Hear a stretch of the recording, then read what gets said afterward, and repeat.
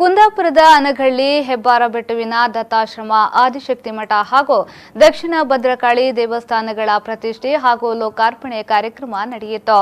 ಕಾರ್ಯಕ್ರಮದಲ್ಲಿ ಗೌರಿಗದ್ದೆಯ ದತ್ತಾಶ್ರಮದ ಅವಧೂತ ವಿನಯ ಗುರೂಜಿಯವರು ಆಶೀರ್ವಚನ ನೀಡಿ, ಅಹಂಕಾರ ಇರುವ ವ್ಯಕ್ತಿಗಳಿಗೆ ಗುರುವಿನ ಸ್ಥಾನದಲ್ಲಿ ಮಾರ್ಗದರ್ಶನ ನೀಡುವ ಅರ್ಹತೆ ಇರುವುದಿಲ್ಲ. ಸಮಾಜದ ಶೋಷಿತ ವ್ಯಕ್ತಿಗಳಲ್ಲಿ ದೇವರನ್ನ ಕಾಣುವವರಲ್ಲಿ ಧರ್ಮ ಸತ್ವಗಳಿರುತ್ತದೆ.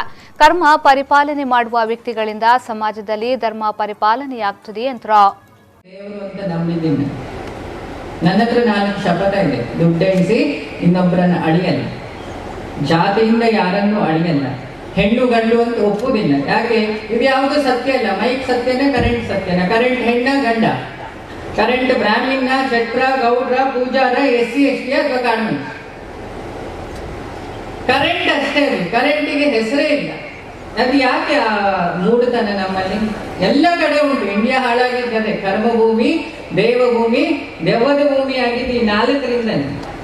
ಒಂದು ಜಾತಿ, ಇನ್ನೊಂದು ನೀತಿ ಇಲ್ಲದ ಜಾತಿ ವಾದ. 2 ಜಾತಿ ಇರೋದು, ಒಂದು ಮಗು, ಇನ್ನೊಂದು ಹೆಣ. ಇನ್ನೊಂದಿದೆ, ಒಂದು ಒಳ್ಳೇದ ಬಯಸವನು ಬ್ರಾಹ್ಮಣ, ಕೆಟ್ಟದ ಬಯಸವನು ಶೂದ್ರ. ಗಂಗೆ ಸ್ನಾನ ಮಾಡಿದ್ರೆ ಮೈಲಿಗೆ ಹೋಗುತ್ತಾ? ಹಾಗಾದ್ರೆ ಕಹಿಬೇವನ್ನು ಹೋಗಿ ಗಂಗೆ ಇಲ್ಲದಿದ್ರೆ ಶುದ್ಧ ಆಗ್ಬೇಕು.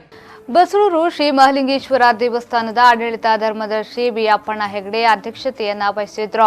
ಹಾಲಾಡಿ ತಟಪಟ್ಟು ಜ್ಯೋತಿಷಿ ವಾಸುದೇವ ಜೋಯಿಷ, ಕಣ್ಣೂರು ಮಡೈಕಾವು ಭದ್ರಕಾಳಿ ದೇವಸ್ಥಾನದ AK ಮುರಳಿ, ಶಿವಪ್ಪಣ್ಣ ಗೌರಿಗದ್ದೆ, ನವದೆಹಲಿ ಜುನಾಗಢದ ಮಹಂತ ಅಗಸ್ತ್ಯಗಿರಿ, ಮಹಾಮಂಡಲೇಶ್ವರ ವಿನೀತ್ ಗಿರಿ ಮೊದಲಾದವರು ಈ ಸಂದರ್ಭ ಉಪಸ್ಥಿತರಿದ್ದರು.